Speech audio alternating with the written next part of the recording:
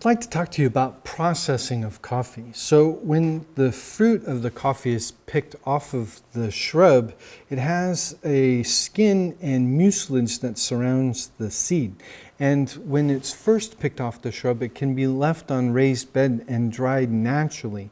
And that'll impart a lot of character to the seed itself by just allowing it to dry that way. Another is a honey processed or pulped natural, where the skin is removed from the fruit but the mucilage is left there. That'll give it yet a different character of coffee. And then a third way of harvesting and producing the coffee is to allow it to be washed. The washed coffee is famous in Guatemala for clean coffee, and only clean coffee is allowed to leave the country. And that's where all of the skin and mucilage and fruit is washed away from the seed.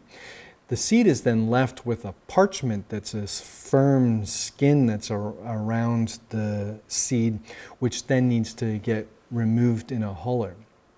The hulling process actually in Indonesia is common for them to remove it while the fruit is still on the seed. So they call it a wet hulled process. So as soon as the fruit is removed from the shrub, it goes through the huller, and that itself lends a unique character.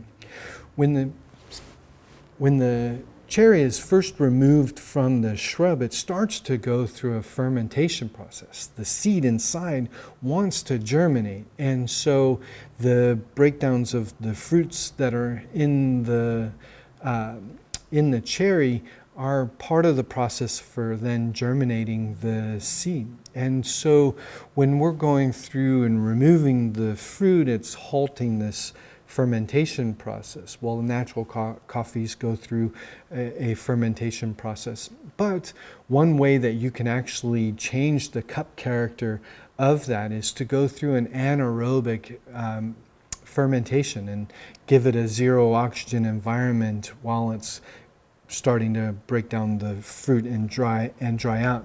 That will give it another unique character.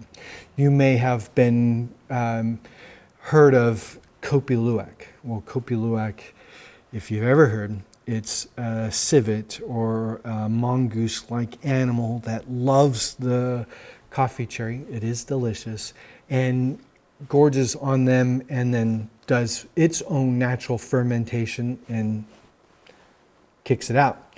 People go around and collect the scat or poop of the civet and sell it as Kopi Luwak with a unique character to it all on its own. I have tasted it, tastes like crap.